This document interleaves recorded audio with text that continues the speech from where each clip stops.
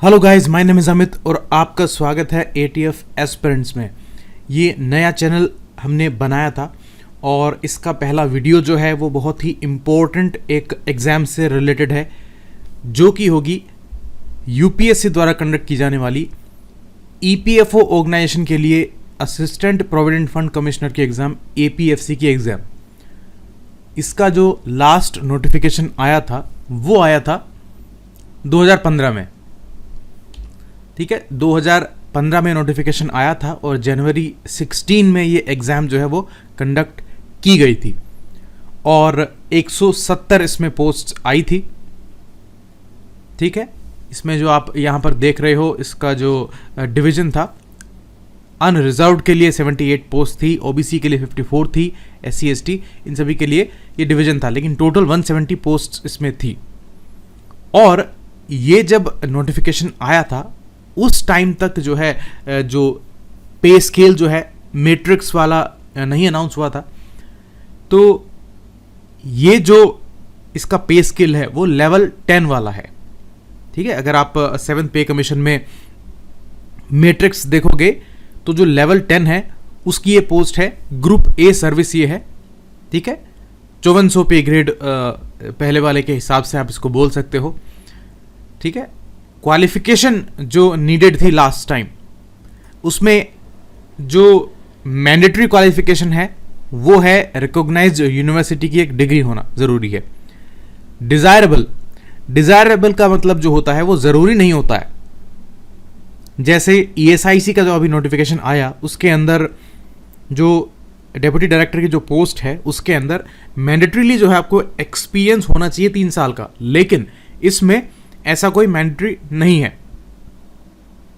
जैसा आपका ईपीएफओ का नोटिफिकेशन जनवरी 2020 में आया था वैसा ही सिस्टम जो है वो इसमें भी है। डिजायरेबल जो है वो company law, labour law, public administration में डिप्लोमा हो या लॉ के हो, ये डिजायरेबल थे ईपीएफओ वाले एनफोर्समेंट ऑफिसर वाले एग्जाम के अंदर भी, और इसके अंदर भी ऐसा ही है। अगर ड्यूटीज की बात करें, जो नोटिफिकेशन में क्या लिखा हुआ आया था, एक तो जो हम नॉर्मली सुनते हैं जानते हैं, मैं आपको बताता हूँ, वो एक अलग चीज़ है, लेकिन आपके नोटिफिकेशन में यूपीएससी ने क्या लिखा, duties of assistant provident fund commissioner inter alia are to look after the work of enforcement. देखो, ऑर्गेनाइजेशन की बात करें अगर ईपीएफओ की, तो जो स्टाफ की अगर बात करूं तो सबसे नीचे आएंगे जो सोशल सिक्योरिटी असिस्टेंट जिनको बोलते हैं, एसएसए। ठीक है, सामाजिक सुरक्षा सहायक उनको बोला जाता है। उनके ऊपर जो है सेक्शन सुपरवाइजर होते हैं, अनुभाग पर्यवेक्षक हिंदी में उनको बोलते हैं, और उनके ऊपर आते हैं अकाउंट्स ऑफिसर और एनफोर्समेंट ऑफिसर्स। ठीक है, अब अकाउंट ऑफिसर और एनफोर्समेंट ऑफिसर से जो नेक्स्ट ऊपर वाली पोस्ट है वो है असिस्टेंट प्रोविडेंट फंड कमिश्नर की, एपीएफसी की। तो एपीएफसी का जो काम है वो बहुत मिलता जुलता सा है एनफोर्समेंट ऑफिसर्स से, लेकिन क्योंकि ये असिस्टेंट कमिश्नर है, ये जो ग्रेड है कमिश्नर वाला है, तो इनका जो काम होता है वो अपने सबॉर्डिनेट्स को जो है मैनेज करना तो होता ही है। एडमिनिस्ट्रेशन का भी काम जो है इनको दिया जाता है, एडमिनिस्ट्रेटिव फंक्शंस दिए जाते हैं, और एनफोर्समेंट जो लॉ है ईपीएफ का, उसका एनफोर्समेंट, रिकवरी जो कार्रवाई चलती हैं, जब रिकवरी कार्रवाई चलती हैं, कोई नहीं जमा कराते हैं कॉन्ट्रीब्यूशन वगैरह, और फिर उनके जो है कोई दिवालिया घोषित हो जाए कंपनी, फिर उसका लिक्विडेशन होता है, जो भी कुछ होता है तो उसके अंदर रिकवरी होती है। अकाउंट्स का सारा काम है।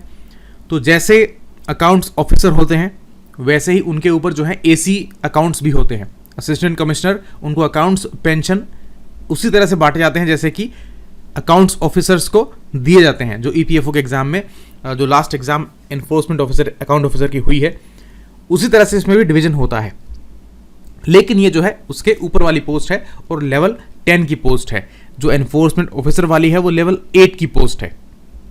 ठीक है, पुराने वाले सिस्टम के हिसाब से एनफोर्समेंट ऑफिसर्स वाली जो है वो 4800 ग्रेड पे की पोस्ट है और ये वाली 5400 ग्रेड पे की पोस्ट है, और जो पे बैंड है वो भी 3rd है, और जो लेटेस्ट है जिससे हमें मतलब है वो है लेवल 10 पे मैट्रिक्स के अंदर।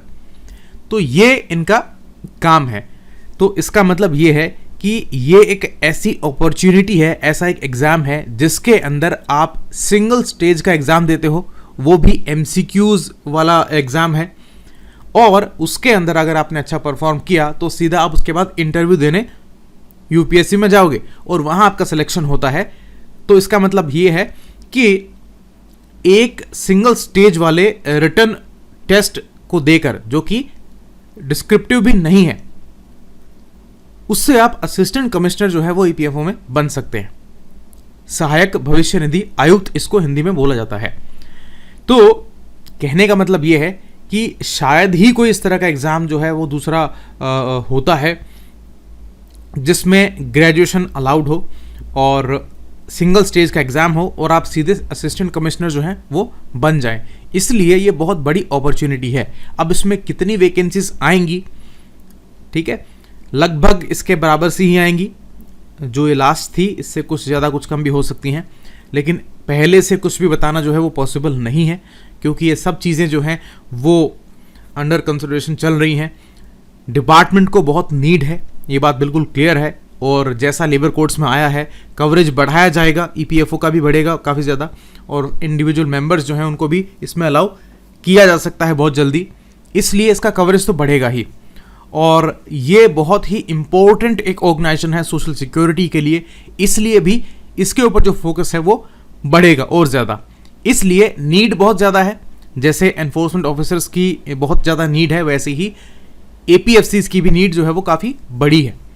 और जो लास्ट इसका रिक्रूटमेंट हुआ था वो 5 साल पहले हुआ था, और इतने टाइम में बहुत सारे जो लोग हैं वो रिटायर भी हो चुके हैं, और वैसे भी कवरेज बढ़ा तो जो सैंक्शन पोस्ट हैं वो भी बड़ी हैं। तो इस तरह से काफ़ी वैकेंसीज हैं। अब इसमें 50% जो हैं वो प्रमोशंस, डिपार्टमेंटल प्रमोशन से आते हैं, और 50% जो है वो डायरेक्ट रिक्रूटमेंट से आते हैं। तो ये जो एग्ज़ाम है ये डायरेक्ट रिक्रूटमेंट वाली एग्ज़ाम है। तो अंडर 200 इसमें लगभग पोस्ट्स आएंगी। तो असिस्टेंट कमिश्नर पोस्ट के लिए ये एक बहुत ही अच्छा मौका है जिसको आपको बिल्कुल गंवाना नहीं चाहिए, ठीक है।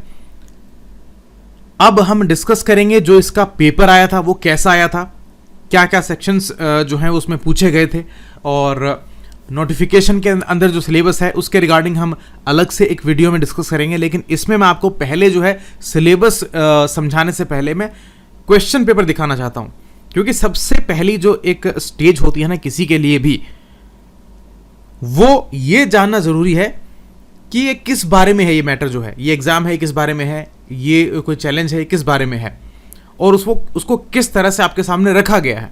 अब आप सिलेबस पढ़ते हो वो तो सबको पता है, जैसे एनफोर्समेंट ऑफिसर के एग्ज़ाम के लिए सिलेबस देखा था, वही सारा सिलेबस है, ठीक है। इसमें जो है पूछा क्वेश्चंस कैसे पूछे गए थे, उससे जब आप उनको देखोगे तब आपको और कॉन्फिडेंस आएगा और क्लैरिटी आएगी। जैसा मैं बोलता हूं कि हमेशा आपका जो प्रीवियस ईयर्स के एग्जाम पेपर्स हैं, वो जो सबसे लेटेस्ट जो एग्जाम पेपर है, उससे बड़ा गाइड कोई भी नहीं होता है।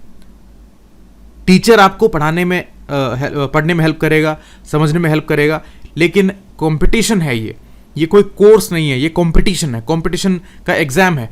और एग्जाम के लिए सबसे ज़्यादा जो गाइड बेस्ट मिल सकती है वो प्रीवियस ईयर के क्वेश्चन पेपर से ही मिल सकती है। चाहे आप कोई भी एग्जाम देते हो तो प्रीवियस ईयर्स का क्वेश्चन पेपर जो है उसको आपको उठाकर देखना है, ठीक है।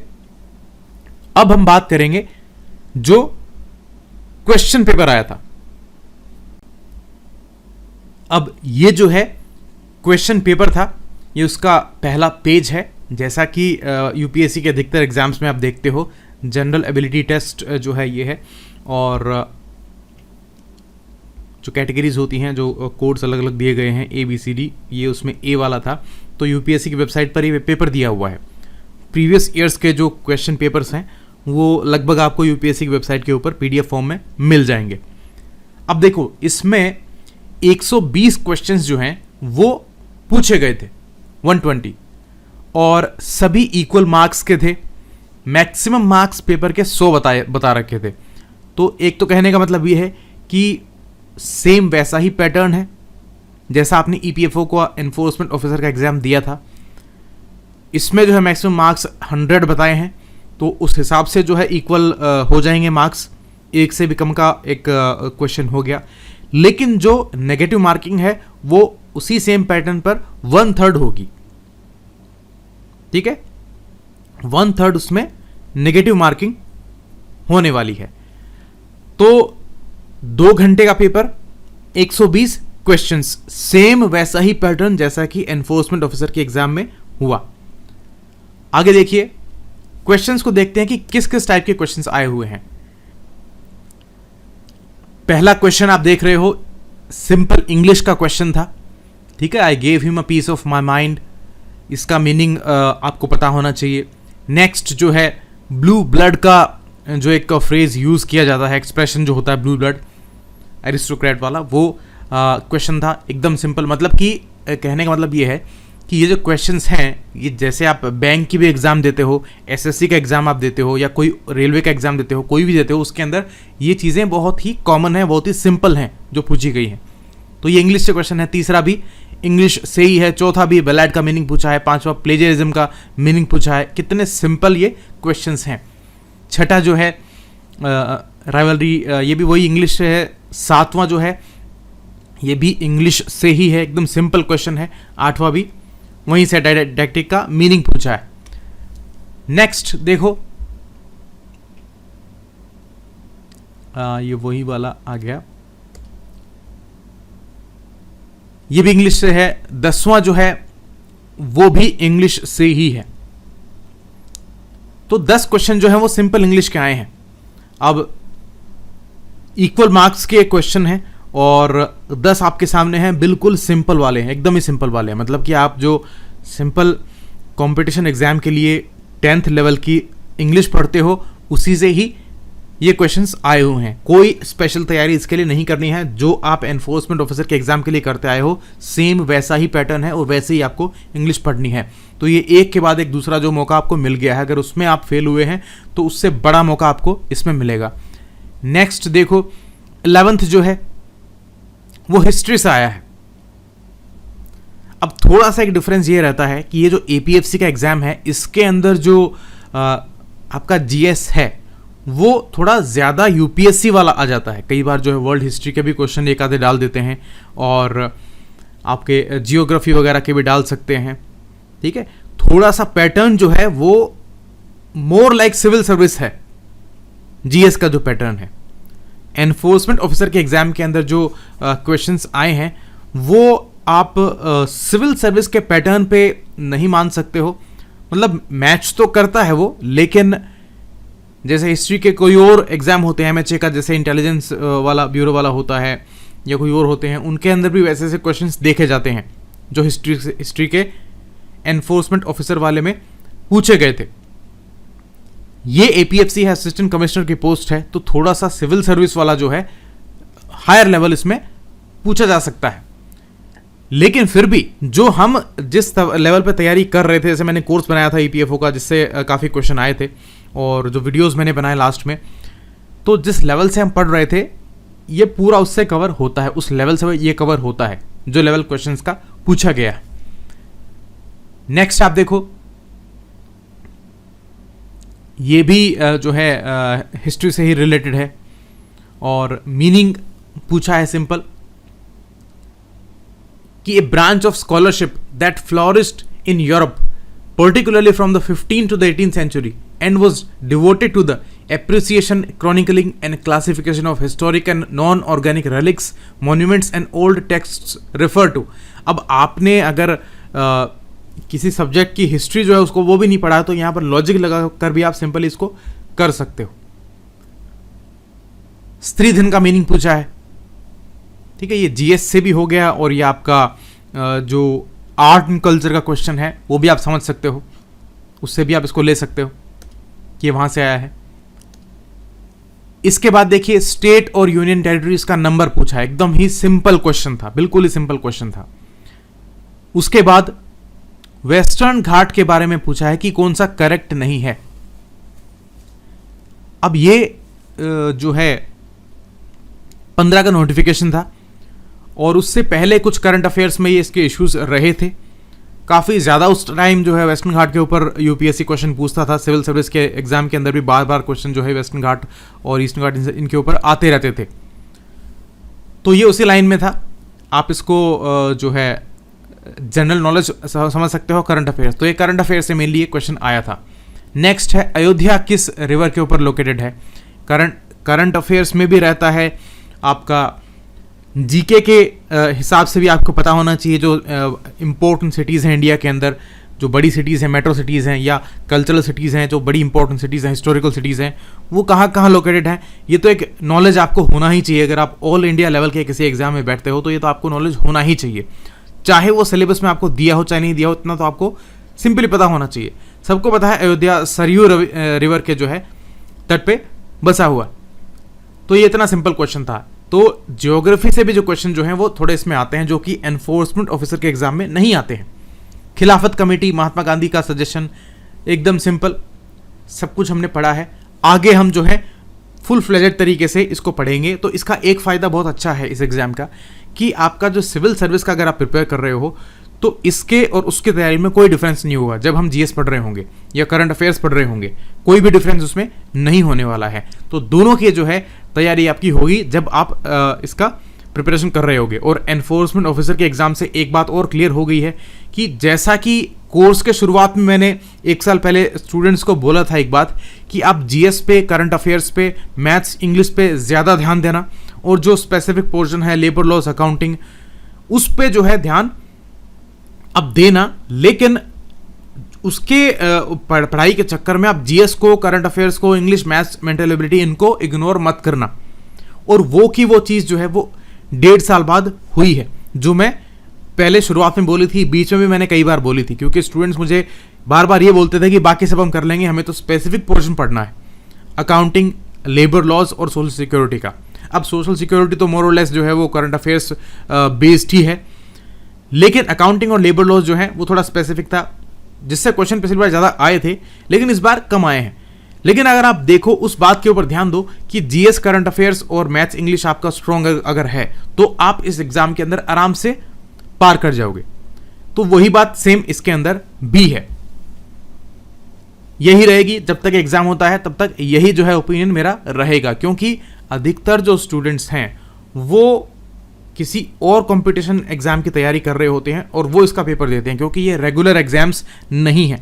जैसा कि ये जो एपीएफसी है ये 2020 के एंड से पहले पहले आ जाता है नोटिफिकेशन, तो भी ये 21 के एंड तक आ जाता है, तो भी इसके लास्ट नोटिफिकेशन और इसमें 6 साल का फर्क हो गया।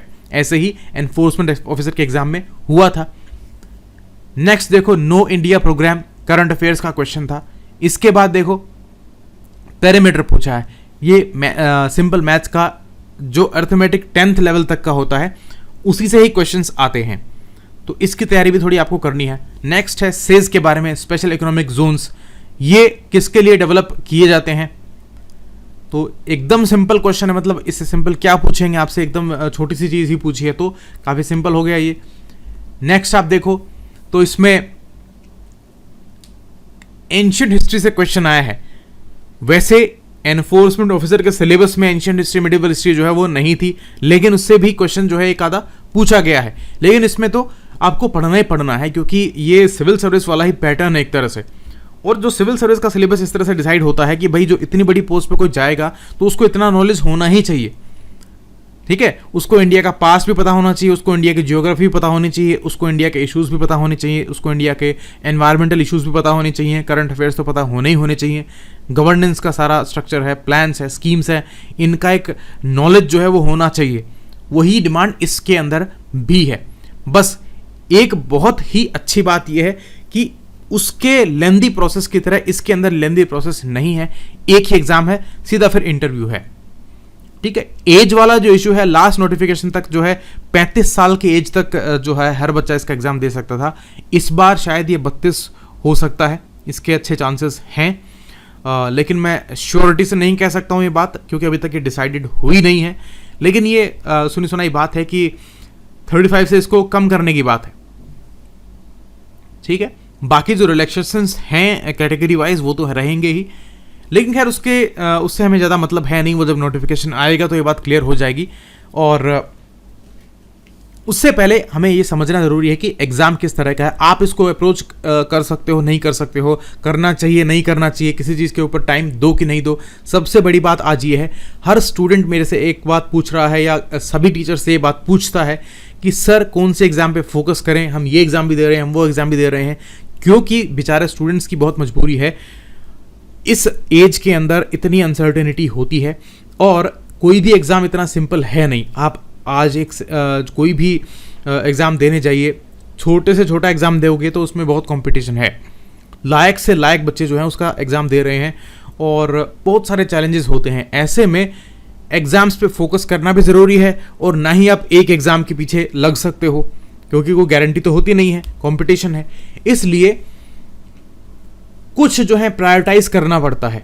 तो ये वो एग्ज़ाम क्या हो सकती है आपके लिए जिसको आप प्रायोरिटाइज कर सकते हो। तो मैं इसके सारे पॉजिटिव एस्पेक्ट्स आपको बता रहा हूं सारे, ठीक है। पॉजिटिव ये हैं सारे, पॉजिटिव ही पॉजिटिव है वैसे तो, और नेगेटिव बस इतना सा है कि टोटली इसका प्रिपरेशन आप करना चाहो तो आप पूरी विल के साथ लगो ताकि आपको सक्सेस मिले। पेपर से हमें बहुत आइडिया मिल रहा है कि भाई किस तरह के क्वेश्चन जो है पूछे गए। हम देखो ये एंशिएंट हिस्ट्री का क्वेश्चन है, एकदम सिंपल क्वेश्चन है। इसके बाद जो है हिस्ट्री से फिर क्वेश्चन आ गया, ठीक है, कि Indian cotton export, cotton boom India में आया, सिविल वॉर अमेरिका में हुई। इसके ऊपर सिंपल क्वेश्चन पूछ लिया कि क्रोनोलॉजिकल में बताइए। तो ये इंडिया की हिस्ट्री या वर्ल्ड हिस्ट्री दोनों से ही रिलेटेड हो गया, हालांकि ये इंडिया की ही जो है शुरुआती हिस्ट्री से आया है। उसके बाद देखिए इसमें पूछा है जो सोशल इंश्योरेंस और प्राइवेट इंश्योरेंस के बीच में। अब ये इश्यू आ गया क्योंकि ये ईपीएफ ऑर्गेनाइजेशन है, तो थोड़ा सा अपने से रिलेटेड जो है वो पूछते हैं क्वेश्चंस। अब ये सोशल इंश्योरेंस प्राइवेट इंश्योरेंस जो है वो आपको पता होना चाहिए, क्योंकि इंश्योरेंस जो है ईडीएलआई का स्कीम चलता है, ईपीएफओ का खुद का भी इंश्योरेंस का। तो आप किसी ऑर्गेनाइजेशन में जाना चाहते हो तो उससे रिलेटेड जो इश्यूज होते हैं, रिलेटेड कुछ टर्म्स हैं, वो आपको पता होनी चाहिए। जैसे आप बैंक एग्जाम देने जाते हो तो बैंकिंग के फील्ड का आपको जो है बेसिक नॉलेज होना चाहिए। इंश्योरेंस का देने जाते हो तो इंश्योरेंस के फील्ड का होना चाहिए। यहाँ ईपीएफआई या सोशल सिक्योरिटी है, लेकिन इंश्योरेंस, पेंशन, ये सारे सोशल सिक्योरिटी के इशूज़ ही हैं। तो इनके ऊपर जो बेसिक चीज़ें चलती हैं इंडिया में, उसका आपको पता होना चाहिए, या फिर टर्म्स का नॉलेज आपको होना चाहिए। तो इससे एक क्वेश्चन इन्होंने पूछ लिया। मतलब कि अभी तक ये पता लग रहा है कि जो बच्चा जो है ध्यान से चीज़ों को कलेक्ट करता है, नॉलेज को कलेक्ट करता है, उसके लिए ये क्वेश्चंस टिक करना आसान है, ठीक है। एक ही टाइप से एक आपने 2-4 बुक पकड़ ली और उन्हीं को भूत की तरह पढ़े जा रहे हो, वैसे सिलेक्शन नहीं होता आजकल। ऑलराउंडर बनना पड़ेगा, क्योंकि ऑलराउंडर बनने से आपकी रेंज बढ़ती है, आप ज़्यादा क्वेश्चंस अटेम्प्ट कर पाते हो, ये है ना, ये चीज़ है। अनबैलेंस ग्रोथ, सिंपल इसका आपको मीनिंग पूछा है कि आप कितना समझ में आता है आपको ये अनबैलेंस ग्रोथ इन हाइपोथेसाइज्ड सिचुएशन। तो ये सिंपल आपको मीनिंग बताना है इसका। इकोनॉमी के बेसिक्स से क्वेश्चन है। उसके बाद में नेशनल टेलीकॉम पॉलिसी से क्वेश्चन है, करंट अफेयर्स का मान सकते हो, उस टाइम पर ये न्यूज़ में रहता था। उसके बाद जो है मिलेनियम डेवलपमेंट गोल्स के ऊपर क्वेश्चन पूछा है, क्योंकि ये वो साल था 2016 में एग्जाम हुई थी जनवरी के अंदर। तो जो COP21 हुई थी पेरिस में, ठीक है, सबसे बड़ा हाईलाइट था वो उस ईयर का एनवायरमेंटल और क्लाइमेट चेंज वाले फील्ड के अंदर। और सस्टेनेबल डेवलपमेंट गोल जो हैं वो स्टार्ट होने थे, मिलेनियम डेवलपमेंट गोल्स एंड हुए थे। तो ये इसके ऊपर क्वेश्चन पूछा, मतलब करंट अफेयर्स का क्वेश्चन था। नेक्स्ट कार्बन फुटप्रिंट, एकदम ही सिंपल टूचा क्वेश्चन है। जब आप पढ़ते हो तो ये क्लाइमेट चेंज और ये जो पोल्यूशन, इन सब के ऊपर, जो सस्टेनेबिलिटी के ऊपर जो बेसिक चीज़ें हैं ना, उसमें से क्वेश्चन है कार्बन फुटप्रिंट क्या है। और इतना सिंपल इसके ऑप्शंस हैं। अब देखो कहीं पर भी स्टेटमेंट आपको नहीं दिख रहे हैं, सिंपल ABCD सीधा पूछ रहे हैं। भारत रत्न अवार्ड जो है लेटेस्ट किसको मिला, ये एकदम करंट अफेयर्स का क्वेश्चन था। ग्रीन रेवोल्यूशन इन इंडिया, ये कौन से जोन्स में ज़्यादा हुई है, ये एकदम बेसिक क्वेश्चन है। एग्रीकल्चर या बोल दीजिए ज्योग्राफी, इनके जो बेसिक्स हैं उससे ये क्वेश्चन है। जब आप पढ़ते हो इंडिया के अंदर ग्रीन रेवोल्यूशन जो आया, इकोनॉमी के अंदर भी जो है एग्रीकल्चर का टॉपिक होता है। अब रमेश सिंह की जो बुक पढ़ते हो इंडियन इकोनॉमी की, उसके अंदर भी एग्रीकल्चर का चैप्टर है, उसमें ये दिया भी हुआ है। जियोग्राफी के हिसाब से क्वेश्चन उन्होंने पूछ लिया है कि कौन से एरियाज हैं जहाँ पर ग्रीन रेवोल्यूशन जो है वो ज़्यादा एक्सपेडिशियसली फीजिबल हुआ है, किन जोन्स के अंदर। तो ये एक जनरल नॉलेज भी हो गया, आपका ज्योग्राफी बेस्ड भी हो गया क्वेश्चन। नेक्स्ट है एक, देखिए कितना सिंपल क्वेश्चन है कि अपार्थाइड ये क्या है। ये आप हॉलीवुड की मूवीज देखते हो तो हर दूसरी मूवी में इसका नाम कहीं ना कहीं आप देखते हो, न्यूज़पेपर्स में आता है। इंडिया में तो जो सोशल एक तरह से लेयरिंग है कास्ट वाइज ये सब कुछ, तो ये चीज़ बड़ी ही इंपॉर्टेंट है इंडिया के लिए। और सोशल सिक्योरिटी की बात करें तो जो लोग दबे कुचले हैं, गरीब हैं, कमज़ोर ग्रुप से आते हैं, तो उनके लिए अपार्थाइड ही एक तरह से होता है लागू सोशल टर्म्स के अंदर। तो ये क्या होता है, पॉलिसी ऑफ रेशियल सेग्रीगेशन होती है। तो ये सिंपल आपसे पूछ लिया, क्योंकि आप सामाजिक सुरक्षा के ऑर्गेनाइजेशन के अंदर असिस्टेंट कमिश्नर बनना चाहते हैं, तो सामाजिक सुरक्षा किसको चाहिए, गरीब दबे हुए उन लोगों को जो अपार्थाइड के शिकार हैं। तो इसलिए आपको इस टर्म का मीनिंग पूछ लिया, इतना सिंपल ये चीज़ पूछ ली। क्योंकि अगर कोई कमिश्नर बनने जाए, उसको अपार्थाइड का मतलब नहीं पता हो और उसका डीप मीनिंग ना पता हो, तो उसका क्या मतलब है उसके बनने का, ठीक है, वो क्या आगे ग्रो कर पाएगा अगर इतना ही नॉलेज उसने अभी तक गेन नहीं किया है। नेक्स्ट है ट्रांसपोर्टेशन के रिगार्डिंग क्वेश्चन है, सिंपल क्वेश्चन है बिल्कुल, हाई इलास्टिसिटी, ये साइंस बेस्ड भी हो गया और जीके बेस्ड भी हो गया। इसके बाद देखो एक्सपांशनरी मॉनेटरी पॉलिसी, मेरे लेक्चर्स में भी मैंने समझाया था आपको, ठीक है, कि एक में तो कॉन्ट्रैक्ट होती है इकोनॉमी, एक बार एक्सपैंड होती है इकोनॉमी, अलग अलग फेज आते हैं, उसके हिसाब से है। एकदम बेसिक क्वेश्चन है ये इकोनॉमी से। तो अभी तक देखो कितने सारे ही क्वेश्चन जो वो एकदम सिंपल आ रहे हैं, जिसमें मेरे को देख के यही लग रहा है कि ये इतने सिंपल क्वेश्चन आए थे क्या। जैसे आप अभी आप ईओ का एग्जाम दे के आए हो, ईओ एओ वाला, उसके अंदर सिंपल क्वेश्चन आपको दिखे थे, ऐसे ही इसके अंदर भी एकदम सिंपल ही क्वेश्चन आए हुए हैं। अगला जो है ये मैथ्स का या मेंटल एबिलिटी का मान लो, एकदम सिंपल क्वेश्चन है। उसके बाद देखिए प्रॉब्लम ऑफ रूपी, इस क्वेश्चन को आप देखोगे तो अब ये क्वेश्चन पूछा है कि उनके जो डॉक्टरेट की थीसिस जो थी, इनमें से कौन से पर्सन की डॉक्टरेट ऑफ थीसिस का जो टॉपिक था वो द प्रॉब्लम ऑफ रूपी था। या आप ये बोल सकते हो सिंपल, कई बार जनरल क्वेश्चन भी पूछ लेते हैं कि ये बुक्स ने किसने लिखी थी ऐसे, तो जो टाइटल है वो बड़ा इंपॉर्टेंट है। अब ये क्वेश्चन आपसे क्यों पूछा, हर किसी पर्सनैलिटी के जो है पर्सनल लाइफ का क्या एजुकेशन था, उसके अंदर किस चीज़ पे थीसिस दिया था, ये तो आप नहीं पढ़ सकते हो। इसका मतलब कोई बहुत ही स्पेशल पर्सन है वो, और जिसका बहुत रेलेवेंस है। तो he was none other than doctor Bhimrao Ambedkar. Ambedkar उस टाइम के मोस्ट लर्नड पर्सन थे। वो जो सारी टीम थी ना फ्रीडम फाइटर्स की या बड़े लीडर्स की, सबसे लर्नड पर्सन उस टाइम पर वो थे, और दुनिया की सारी बड़ी यूनिवर्सिटीज में उन्होंने पढ़ाई करी थी, और इसके ऊपर उन्होंने ये जो है थीसिस लिखी थी, बुक आई थी। तो ये भी बहुत सिंपल क्वेश्चन हो गया, क्योंकि आपको कुछ लीडर्स के बारे में तो पूरा पता होना ही चाहिए, ठीक है। आप 15-20 ऐसे लीडर्स हैं जिसके बारे में ज़्यादा क्वेश्चंस आते हैं। महात्मा गांधी से शुरुआत करो, सुभाष चंद्र बोस, विवेकानंद, ठीक है, अंबेडकर, और बहुत बड़ी लिस्ट है, राजा राममोहन रॉय हैं, जो रेनेसो वाले जो लीडर्स हैं उनके बारे में आपको पता होना चाहिए, कौन सा पेपर उन्होंने पब्लिश किया, कौन सा जो है वीकली उन्होंने स्टार्ट किया था। बाल गंगाधर तिलक हैं, लाला लाजपत राय हैं, इनके लाइफ के बारे में भी आपको पता होना चाहिए। तो इनकी जीवनी भी आप पढ़ो, क्योंकि यूपीएससी ये भी चाहता है कि अगर आप ऑफिसर बनने आ रहे हो तो आपके कुछ आइडियल लोग होने चाहिए। और इंडिया में बहुत बड़ी बड़ी पर्सनैलिटी, महान पर्सनैलिटी हुई हैं, उनको आप कितना अप्रिशिएट करते हो, कितना आप उनसे सीखते हो, उनके लाइफ को फॉलो करते हो। क्योंकि एक अच्छे समझदार व्यक्ति की निशानी होती है कि वो हमेशा किसी बहुत इंपॉर्टेंट बड़े समझदार व्यक्तित्व को जो है उससे सीखता है। तो आप कितना आपने सीखा, वो सीखोगे तभी जब आप उसको इंटरेस्ट लेकर उनके बारे में पढ़ोगे। तो जीवनी को आपने पढ़ा कि नहीं पढ़ा, इसलिए भी ऐसे क्वेश्चन जो है यूपीएससी पूछता है। इससे नेक्स्ट क्वेश्चन जो है वो फिर ज्योग्राफी से है और एकदम बेसिक्स से है कि गंगा की जो ट्रिब्यूटरीज हैं उनको वेस्ट ईस्ट बताना है। तो एकदम ही सिंपल क्वेश्चन हो गया सिविल सर्विस को प्रिपेयर करने वालों के लिए तो। और वैसे भी जब आप जीके पढ़ते हो इंडिया का, तो उसके अंदर ज्योग्राफी भी एक इम्पॉर्टेंट टॉपिक है, तो उसमें भी ये चीज़ सिंपली आप पढ़ते हो। फिर मैथ्स है, ये भी मैथ्स से सिंपल क्वेश्चन आया है।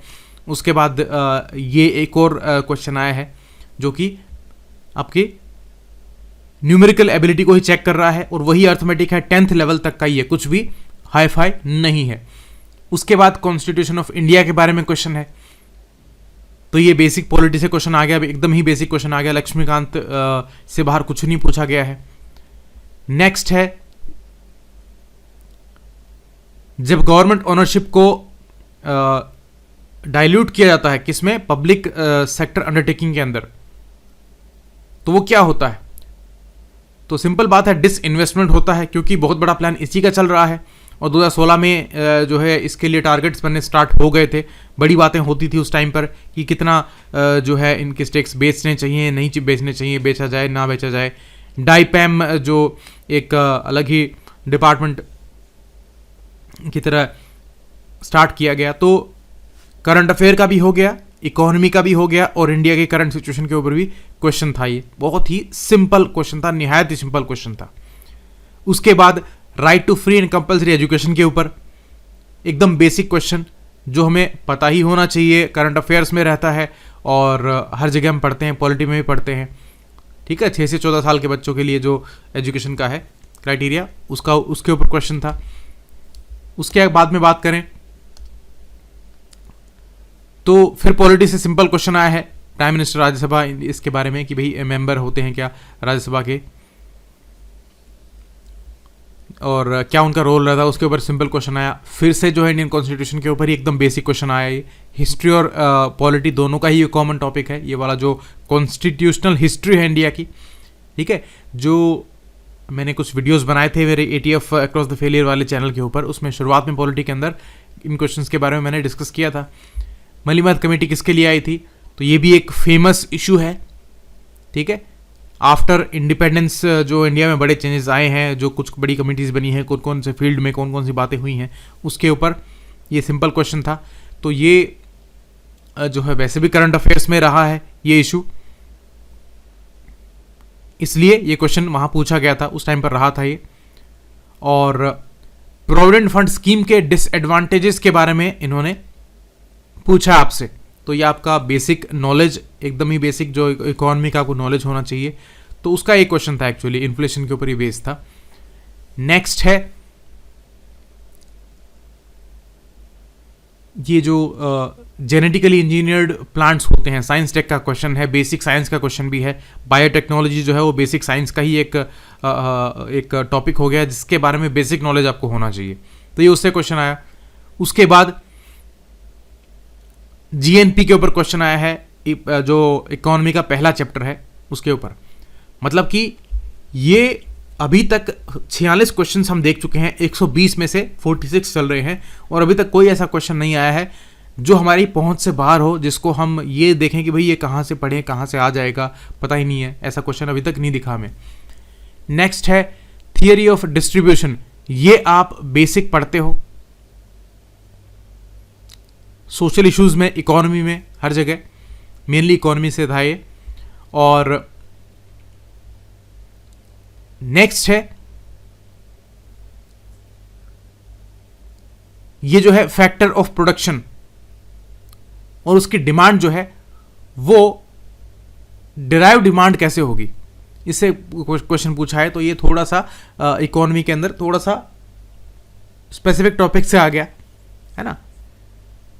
तो ये पहला क्वेश्चन है 48 वाला, जिसके बारे में ये कह सकते हैं कि हाँ हल्का सा टफ आया। इसके बाद ये फ्री ट्रेड एरिया के ऊपर क्वेश्चन है। अब देखो उस टाइम पर ये जो यूरोप से जो BTI एग्रीमेंट की बात चल रही थी, और वहां पर जो अरेंजमेंट रहता है, फ्री ट्रेड एरियाज हैं, आसियान की काफ़ी बात होती थी, तो ये बहुत ही एक फेमस करंट अफेयर का इशू था, फ्री ट्रेड एरिया ये सब जो है।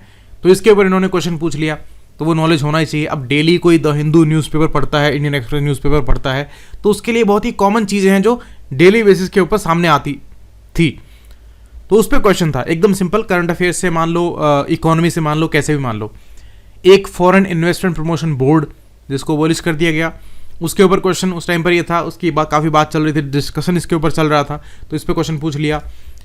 50 क्वेश्चन हो चुके हैं और कोई भी पहुंच से बाहर अभी तक नहीं आया है क्वेश्चन। ये हम असिस्टेंट कमिश्नर के पोस्ट के लिए जो एक सिंगल फेज्ड एग्जाम है उसके पेपर की बात कर रहे हैं, ठीक है। तो देखिए ये कितना अप्रोचेबल चांस है, ये कहने का मतलब है। नेक्स्ट है डियर मनी क्या होती है, एकदम ही सिंपल बेसिक क्वेश्चन इकोनॉमी का। उसके बाद में ये जो है आपका न्यूमर से ही फिर से क्वेश्चन आ गया, न्यूमेरिकल एबिलिटी को चेक कर रहे हैं। रंगराजन कमेटी के ऊपर क्वेश्चन आ गया आपका, किसने क्या सजेस्ट किया था पब्लिक एंटरप्राइजेस के लिए, क्योंकि ये देखो ये डिस्कशन का मुद्दा था उस टाइम पर, जो डिसइन्वेस्टमेंट की बात चल रही थी, तो ये बहुत डिस्कशन बड़ा उस टाइम पर हो रहा था, तो ये क्वेश्चन इन्होंने पूछा। उसके बाद में पार्लियामेंट लॉ बनाने की बात है, उसके बेसिक प्रोसीजर जो है उससे क्वेश्चन आया है, बेसिक पॉलिटी का क्वेश्चन है। उसके बाद एसपीएम की बात पूछी है, ठीक है, जो पोल्यूशन से रिलेटेड एकदम बेसिक चीज़ है। उसके बाद में आपका ब्रिटिश रूल के टाइम के ऊपर जो इकोनॉमिक ड्रेन इंडिया से हुआ था उसके ऊपर बेसिक सा क्वेश्चन उन्होंने पूछ लिया, ठीक है। नेक्स्ट है फाइनेंस कमीशन के ऊपर, ये बेसिक पॉलिटी से क्वेश्चन आया है, लक्ष्मीकांत के बाहर कुछ भी नहीं है। आईएमएफ के ऊपर पूछ लिया है ना, आईएमएफ वर्ल्ड बैंक, इनका तो बहुत ही इंपॉर्टेंट है ये। आईएमएफ पे तो लगभग हर साल जो है यूपीएससी कोई ना कोई एग्जाम के अंदर पूछता ही है, और एक से ज़्यादा एग्जाम्स में भी पूछता है आईएमएफ, तो ऐसा एक इशू है, ठीक है। कभी तो इसके ऊपर ये आ जाएगा कि जो आपके जो रिजर्व ट्रांच है उसके ऊपर क्वेश्चन पूछ लेंगे, या फिर जो कोटा है उसके ऊपर पूछ लेंगे, किस कंडीशन में ये देता है, इंडिया ने कभी लोन लिया कि नहीं लिया है, कई क्वेश्चन बनते हैं। तो ये सब हम आराम से एमसीक्यू फॉर्मेट में डिटेल में डिस्कस करेंगे। सबसे बेस्ट तरीका वो है इन चीज़ों को कवर करने का। फिर आपका मैथ्स से क्वेश्चन आया है, बेसिक मैथ्स आपको चाहिए यहाँ पर। उसके बाद में एस राधाकृष्णन के ऊपर क्वेश्चन पूछ लिया इन्होंने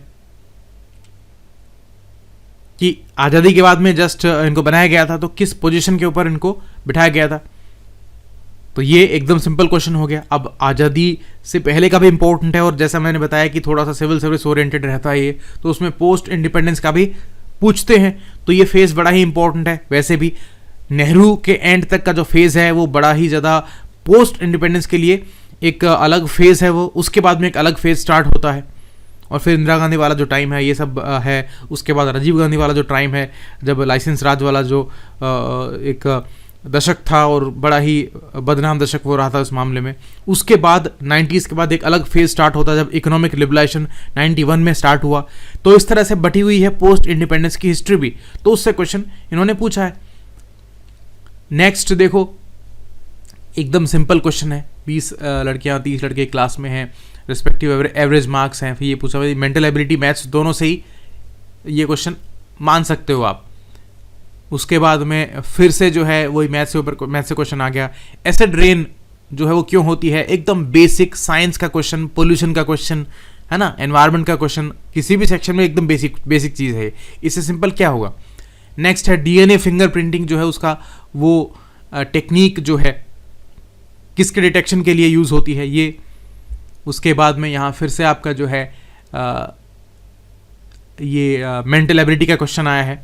उसके बाद में आपसे इनके बारे में पूछ लिया कि ये किस टाइप के प्रोग्राम्स है, कौन सी कैटेगरीज के हैं, micro finance programme, credit link capital subsidy scheme, ये उस टाइम पर खूब चलते थे। और ये वैसे भी लॉजिक भी लगाओगे, बेसिक इकोनॉमी बेस्ड लॉजिक लगाओगे तो आपका सिंपल ही ये आसानी से करेक्ट हो सकता है। तो जो तैयारी आप करते हो जीएस की, उसी से ही ये सारी चीज़ें सॉल्व हो रही हैं, सारे क्वेश्चन हो रहे हैं, ठीक है। देखिए कितने ही सिंपल क्वेश्चन है। एसिड रेन क्या होता है, डीएनए फिंगरप्रिंटिंग क्या होती है, किस में यूज़ हो सकती है, स्पैम जो ईमेल में होता है, कंप्यूटर बेस्ड क्वेश्चन है कुछ, तो स्पैम क्या होता है उसके ऊपर क्वेश्चन है। ये डेली बेस पे हम एक्सेस करते हैं, तो इतना तो सभी को पता है। नेक्स्ट है ये सिलेंड्रिकल क्लोज टैंक के ऊपर ये क्वेश्चन है, सिंपल मैथ्स का क्वेश्चन है। उसके बाद फिर से मैथ्स का क्वेश्चन आ गया। उसके बाद ऑल इंडिया रेडियो के बारे में क्वेश्चन आया है। उस टाइम पर जो है ये काफ़ी न्यूज़ में रहता था, जो टेलीकॉम की काफ़ी बातें होती थी, ये जियो वीओ आए थे, उसके बाद में जो ये फेज़ था उसमें काफ़ी ये डिस्कशन में रहा था। उस टाइम पर मेरे को याद है फेसबुक पे एक जगह मैंने पोस्ट किया था, तो ऑल इंडिया रेडियो के बारे में मैंने पूरा डिटेल में उसमें एक पैराग्राफ लिखा था, और ये सारे पॉइंट्स उसमें थे। तो ये करंट अफेयर का इशू था ये। नेक्स्ट है गिरी अप्रोच इंडस्ट्रियल रिलेशन के अंदर, जो मेरे वीडियोज़ अभी पिछले महीने आपने देखे होंगे ATF चैनल के ऊपर, तो उसमें मैंने ये समझाया था आपको, ठीक है, डिटेल में बताया था मैंने आपको। सिंपल क्वेश्चन पूछा था। तो ये वही सिंपल प्रिपरेशन है इंडस्ट्रियल रिलेशंस लेबर लॉज वाली जो हमने एनफोर्समेंट ऑफिसर के एग्जाम के लिए की है, उसी से ही ये कवर है ये सेक्शन। उसके बाद देखो ये सिंपल न्यूमेरिकल एबिलिटी वाला क्वेश्चन है।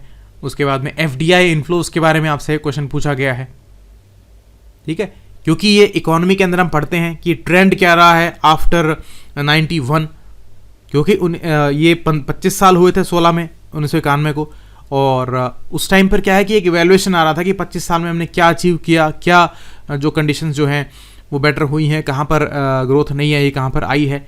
तो एफडीआई सबसे बड़ा इंपॉर्टेंट इशू था उस टाइम पर, ठीक है। तो ये इंडिया उसमें काफ़ी अचीव कर रहा था, तो ये क्वेश्चन सिंपल सा उससे पूछा गया, करंट अफेयर्स भी हो गया और आपका इकोनॉमी से भी ये क्वेश्चन हो गया, बेसिक क्वेश्चन है। अभी तक 99% क्वेश्चन जो हैं वो बेसिक ही मिले हैं, अलग अलग एरिया से हैं लेकिन बेसिक है। सिलेबस डिफाइंड है, जैसे मैंने बताया कि मैंने ये आपको बता दिया कि यहाँ से क्वेश्चन पूछेंगे, लेकिन वहाँ उन सभी एरिया से बेसिक क्वेश्चन ही आए हैं। नेक्स्ट देखो, सॉरी इंक्लाइंड प्लेन का ये क्वेश्चन है, given height means of inclined plane. तो ये सिंपल जो 10th से भी नीचे लेवल वाली जो साइंस की बुक होती है उसमें जो फिजिक्स है उससे ये क्वेश्चन पूछा गया है। इसके बाद ये आपका मैथ से क्वेश्चन आ गया है, ठीक है। उसके बाद नेक्स्ट क्वेश्चन जो है एंगुलर फ्रीक्वेंसी, ये वही जो है आपके साइंस से क्वेश्चन आया है, ठीक है। तो ये एक दो क्वेश्चन जो हैं वो थोड़े से टफ दिख रहे हैं यहाँ पर, लेकिन ये पहली बार ऐसा एक सेट ऑफ क्वेश्चंस आया है जो थोड़ा हम टफ मान सकते हैं औरों के कंपैरिजन के अंदर। लेकिन ये जो आपका है कंप्यूटर्स वाले जो क्वेश्चंस हैं, ये जब कोई ऑब्जेक्टिव जो बुक्स वगैरह में दिए हुए होते हैं बहुत सारे, वो प्रैक्टिस कर लेते हो तो ये आप आराम से कर सकते हो इनको, ठीक है। जैसे इसमें क्वेश्चन आया कि the devices that work with computer systems as soon as they are connected are described as. तो ये हमें बताना है, प्लग एंड प्ले है, बेस वेप है, ये एकदम बेसिक जो कंप्यूटर्स के जो सारा सेटअप क्वेश्चंस आते हैं ना, बुक्स अवेलेबल होती हैं मार्केट के अंदर, तो उन्हीं से ही आपने तैयारी ईओ वाले में की होगी, उन्हीं से ही इसमें करनी है। काफ़ी क्वेश्चंस ईओ वाले एग्जाम में भी आए थे, इसमें भी आएंगे। क्योंकि जो सिस्टम है वो अब बहुत इंपॉर्टेंट हो गया है। कंप्यूटर सिस्टम के ऊपर, जो सॉफ्टवेयर के ऊपर ही सारा जो है इसमें क्लेम्स का सेटलमेंट हो रहा है, सारा रिपोर्ट्स वहीं से निकल रही हैं, तो इसका नॉलेज होना बहुत ज़रूरी है। इसलिए इससे क्वेश्चन जो है ये ज़्यादा पूछ रहा है यूपीएससी आजकल, ईपीएफओ के अंदर खासकर। नेक्स्ट जो क्वेश्चन है वो भी एकदम बेसिक कंप्यूटर से आया है, ठीक है। न्यूमेरिकल और स्टैटिस्टिकल कैलकुलेशन के लिए सबसे बढ़िया कौन सा सॉफ्टवेयर रहेगा, तो ये इन्होंने बताया है, ये स्प्रेडशीट वगैरह जो है ये एकदम बेसिक चीज़ें हैं, और करंट इनका नॉलेज जो है अपडेटेड आपको होना चाहिए इनके अंदर भी, क्योंकि आज हर सर्विस जो है वो कंप्यूटर्स के ऊपर बेस्ड है, सॉफ्टवेयर के ऊपर बेस्ड है, तो ये नॉलेज होना चाहिए। इसके बाद जीपीएस पे क्वेश्चन आया है, ये उस टाइम न्यूज़ पे काफ़ी रहता था, तो ये करंट का इशू भी हो गया और साइंस का क्वेश्चन भी हो गया। लेकिन साइंस के भी अधिकतर वही चीज़ें पूछी जाती हैं जो कि करंट में इश्यूज रहते हैं उनसे रिलेटेड। जैसे कि अगला है ये जो 2G 3G वाला है, जियो आया था उस टाइम पर, आपको याद होगा, और ये 4G वाले जो कनेक्शंस हैं वो काफ़ी बढ़ने लगे थे उस टाइम पर, शुरुआती फेज था। तो ये क्वेश्चन आया, एकदम simple current affair based question था, साइंस टेक बेस्ड भी था, लेकिन ये करंट का इशू था। इसके बाद देखिए 80 क्वेश्चन हो चुके हैं और अधिकतर हम आराम से अटेम्प्ट कर सकते थे। लैन वैन मैन ये क्वेश्चन आया है, एकदम बेसिक ये इशू है, कंप्यूटर्स जो हैं रेलिवेंट रहते हैं हमेशा, और ये टेक्नोलॉजिकल साइंस टेक के क्वेश्चन है, तो ये एकदम बेसिक हो गया। उसके बाद साइंस से मैथ से क्वेश्चन आया है, बेसिक मैथ से। क्लाउड कंप्यूटिंग, ये भी वही कंप्यूटर टेक आप इसको मान सकते हो, उससे क्वेश्चन आया है। इससे सब लोग जो है इसका बेसिक नॉलेज रखते हैं आजकल, क्योंकि चीज़ें करंट अफेयर्स में रहती हैं, और वैसे भी आप साइंस टेक पढ़ते हो तो कंप्यूटर्स उसका जो है एक इम्पोर्टेंट पार्ट हो गया। इसके बाद नैनो टेक्नोलॉजी पे क्वेश्चन है, ये भी करंट अफेयर्स का इशू हो गया।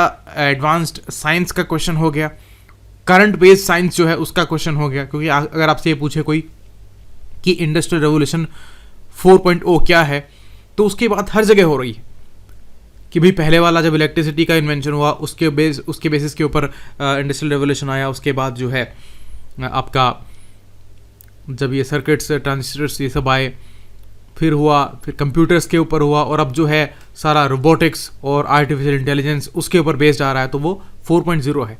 तो कोई ये बोले कि भाई ये कहाँ से पढ़ना है, तो ये तो करंट का इशू है, हर जगह इसकी बात हो रही है। ऐसे नैनो टेक्नोलॉजी की बात हर जगह हो रही है, ठीक है।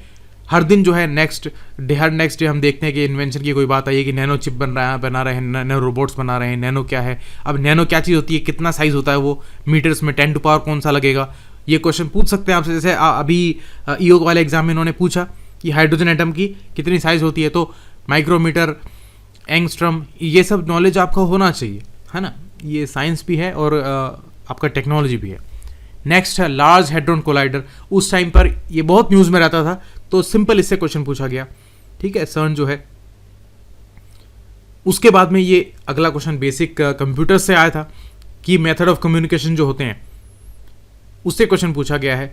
जैसे सिंप्लेक्स में तो एक साइड का कम्युनिकेशन होता है, ड्यूप्लेक्स में जो है वो 2 साइड का होता है, हाफ ड्यूप्लेक्स इसका आंसर था कि भाई दोनों साइड पॉसिबल तो होता है लेकिन एक टाइम पर एक ही साइड जाएगा, ये वो बात थी। इसके बाद फिर जो है एकदम बेसिक कंप्यूटर से क्वेश्चन आ गया, collection of programs that control how the computer system runs and process information, तो ये ऑपरेटिंग सिस्टम से होता है, एकदम बेसिक क्वेश्चन हो गया। अब 88 नंबर क्वेश्चन पे आ गए हैं, SMPS, तो ये कंप्यूटर के अंदर एक यूनिट होती है पावर सप्लाई के लिए। USB, ये एकदम बेसिक क्वेश्चन फिर से आ गया। नेक्स्ट जो है ये मेंटल एबिलिटी का क्वेश्चन है। चेस टूर्नामेंट में each of the 6 players will play with other player exactly once, what is the number of matches, तो ये दिमाग वाला क्वेश्चन है, मेंटल एबिलिटी वाला क्वेश्चन है। मैटरनिटी बेनिफिट एक्ट के ऊपर देखो, जो स्पेसिफिक पोर्शन है उसके ऊपर कितने ही कम क्वेश्चन आए हैं, मतलब एकदम गिने चुने हैं। अब ये मैटरनिटी बेनिफिट के ऊपर आया है, तो 61 वाले के अंदर जो है वो कितने दिए गए, तो ये 12 वीक्स होते थे पहले, जो कि अब तो ये अपडेट हो गया है, ठीक है। तो ये एकदम सिंपल क्वेश्चन था। इसके बाद अगर बात करें सोशल सिक्योरिटी जो है प्रोवाइड कराने के इंस्ट्रूमेंट्स कौन से हैं, तो ये आप चुन सकते हो। आप इतना बेसिक नॉलेज मेरे वीडियो से आपको हो गया होगा, और बाकी हम आगे इसके प्रिपरेशन की वीडियोज़ में पढ़ेंगे ही, इन चीज़ों को भी, क्वेश्चंस को भी लेंगे, बहुत सारे और MCQs भी मैं बनाऊंगा इन चीज़ों के अंदर। इसके बाद देखिए ये आपका सिंपल परसेंटेज वाले क्वेश्चंस जो मैथ्स में होते हैं उससे क्वेश्चन आया है, 93 क्वेश्चन हम कर चुके हैं। इसके बाद आ गया फिर परसेंटेज का आ गया, बेसिक क्वेश्चन आ गया मैथ्स का। उसके बाद जो है the quantities are such as their arithmetic mean is the same, फिर ये मैथ्स से क्वेश्चन है बेसिक। उसके बाद difference of 2 numbers is greater than sum of the numbers, तो ये फिर से वही मेंटल एबिलिटी या मैथ्स दोनों ही में से आप इसको मान सकते हो, वो आया है। उसके बाद पैलिंड्रोमिक वाला है, थोड़ा सा टफ आ गया। नेक्स्ट जो है इंटीजर्स का है, ये फिर वो सारा मैथ्स आ गया है फिर से, ठीक है। अटल पेंशन योजना के ऊपर क्वेश्चन है, ठीक है, ये उस टाइम पर आई ही थी, 15 में लॉन्च हुई थी, तो इसके ऊपर क्वेश्चन उन्होंने पूछ लिया। एकदम बेसिक करंट अफेयर का भी क्वेश्चन है, और आपका जो पोर्शन है सोशल सिक्योरिटी वाला उसका भी क्वेश्चन हो गया, ठीक है। 18 से 40 साल वालों के लिए था, और पेंशन जो है 60 के बाद मिलेगी, और जो डेथ के बाद में स्पाउस को भी पेंशन मिलती है, और नॉमिनी जो है वो भी इसमें परमिटेड है। तो ये मैंने आपको 5-6 बार इसके बारे में बताया होगा मेरे लास्ट मंथ के वीडियोस के अंदर, और ये चीज़ इसमें पूछी गई थी। 100 क्वेश्चन इसमें हो चुके हैं, ठीक है। अगर आपने ईओ की तैयारी अच्छे से की होती ना, जैसे मान लीजिए आपने की होगी और आपने पेपर अच्छा किया होगा, तो आज ये PFC का पेपर अगर आपके सामने होता तो आप इसमें पक्का पास हो जाते, इतना सिंपल ये पेपर था। और कुछ क्वेश्चंस जो ईओ वाले एग्जाम के अंदर काफ़ी टफ पूछे गए थे, साइंस वाले और कंप्यूटर्स वाले, और जो और भी कुछ चीज़ें थी उनके कंपैरिजन में तो ये काफ़ी सिंपल पेपर है। नेक्स्ट आप देखो मैथ से क्वेश्चन है, बेसिक मैथ से क्वेश्चन है। उसके बाद में आपका प्रधानमंत्री सुरक्षा बीमा योजना पे क्वेश्चन है, करंट अफेयर का इशू था उस टाइम पर, और ये आपका सोशल सिक्योरिटी से भी रिलेटेड था, तो एकदम बेसिक चीज़ हो गई। तो अभी भी हम सोशल सिक्योरिटी के जो स्कीम्स वगैरह हैं वो तो पढ़ेंगे ही इस एग्जाम से पहले। ईओ वाले एग्जाम से पहले हमने पढ़े थे, मेरे जो कोर्स में मैंने पढ़ाया था स्टडी आई वाले के अंदर, तो इसका मतलब उस पैटर्न पे ये कवरेज सारा हो जाता है इन क्वेश्चंस का। नेक्स्ट फिर से मैथ्स का क्वेश्चन आ गया बेसिक, ये भी फिर से मैथ्स का क्वेश्चन है बेसिक, फिर मैथ्स का आ गया। गांधी इरविन पैक्ट के ऊपर क्वेश्चन है, तो ये आपका हिस्ट्री फ्रीडम स्ट्रगल से ये पोर्शन आया है, और ये पढ़ाई है हमने गांधी इरविन पैक्ट में क्या क्या हुआ था। उसके बाद में एब्सोल्यूट मेजर ऑफ डिस्पर्शन कौन सा नहीं है, तो ये वही मैथ से क्वेश्चन आया है, ये भी फिर मैथ से है। ये वाला भी आपका उसी तरीके से आया है, मैथ से ही आया है, और फिर ये वही आ गया, बॉल आ गया। अब उसके बाद सोशल सिक्योरिटी जो है वो कैश बेनिफिट किन किन को प्रोवाइड करवा सकती है, तो उसके ऊपर क्वेश्चन है। एकदम बेसिक चीज़ है, सोशल सिक्योरिटी के ऑर्गेनाइजेशन में काम करने जाओगे तो इतना तो आपको बेसिक पता ही होना चाहिए, और जब भी हम इसकी डेफिनेशन पढ़ते हैं उसमें दिया हुआ होता है। अधिकतर जो कन्वेंशन है इंटरनेशनल ILO के जो हैं उनमें भी ये दिया हुआ है कि भाई किसको सोशल सिक्योरिटी वाला माना जाएगा, ठीक है। तो ये एकदम सिंपल चीज़ है। मैंने जो वीडियोस बनाए थे लास्ट मंथ उसमें भी आप देखोगे तो ये आपको मिल जाएगा बेसिक चीज़।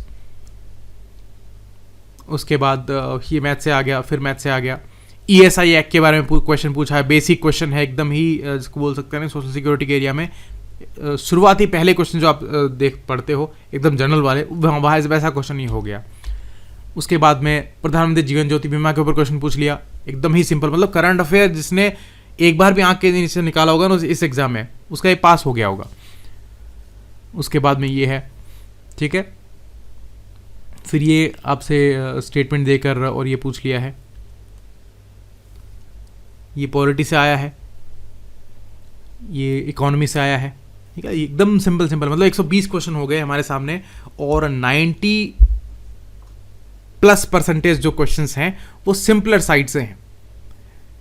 तो जो EO का आपका एग्जाम का पेपर हुआ है उससे ये अंदाजा लगाया जा सकता है कि ये अगर अभी कुछ ही हफ्तों में ये अनाउंस हो जाता है, APFC का नोटिफिकेशन आ जाता है, तो ये पेपर भी जो है लगभग इसी स्टैंडर्ड का रहने वाला है, ज़्यादा टफ नहीं होगा। और जैसा मैंने आपको लॉजिक बताया था कि पिछले 1.5 साल में काफ़ी हार्डशिप स्टूडेंट्स ने देखी हैं, उनकी तैयारी पे काफ़ी इम्पैक्ट पड़ा है, उस हिसाब से UPSC ने जो है क्वेश्चन पेपर थोड़ा सा ईजियर साइड पर रखा है। तो ये वाला भी अभी अगर होता है तो ईजियर ही होगा। और वैसे ये जो पेपर है ये मेरे हिसाब से अभी सितंबर चल रहा है, नोटिफिकेशन आया नहीं, तो 2021 में ही होगा, ये 22 में ही ये जो है एग्ज़ाम कंडक्ट होगा, तो अच्छा टाइम आपको मिलेगा। लेकिन बात ये है कि इसका नोटिफिकेशन आने के बाद में ज़्यादा टाइम आपको नहीं मिलेगा। EO वाले एग्ज़ाम के अंदर आपको मिल गया था क्योंकि कोरोना वाला फेज़ आ गया था, लेकिन अभी इसमें 3-4 महीनों से ज़्यादा, 4-5 महीनों से ज़्यादा मेरे को नहीं लगता है कि आपको टाइम मिलेगा। तो आपको तैयारी बहुत जल्दी स्टार्ट करनी है। आपकी EO वाली जो तैयारी थी उसी को ही आपको कंटिन्यू रखना है, ठीक है।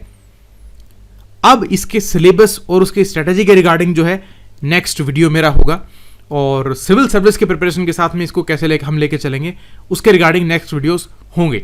So thanks a lot, keep watching, आपका फीडबैक मुझे देना, और चैनल को सब्सक्राइब कर लेना, जो बेल आइकन वगैरह है वो सब आप दबा लेना, ताकि जो भी नोटिफिकेशन आता है, जो भी कुछ कम्युनिटी टैब से मैं भेजता हूँ, या फिर उसका जो है आपको मैं वीडियो का नोटिफिकेशन जो है वो उसी टाइम पर मिल जाएगा, ठीक है। तो इसमें आप कोई लापरवाही मत करना, आपके लिए टोटली फ्री ऑफ कॉस्ट ये सब कुछ चल रहा है, और मेरी काफ़ी इसमें मेहनत भी लग रही है। सो आपको पूरी सिंसियरिटी इसमें दिखानी चाहिए। Thanks lot, keep watching, it was Amit.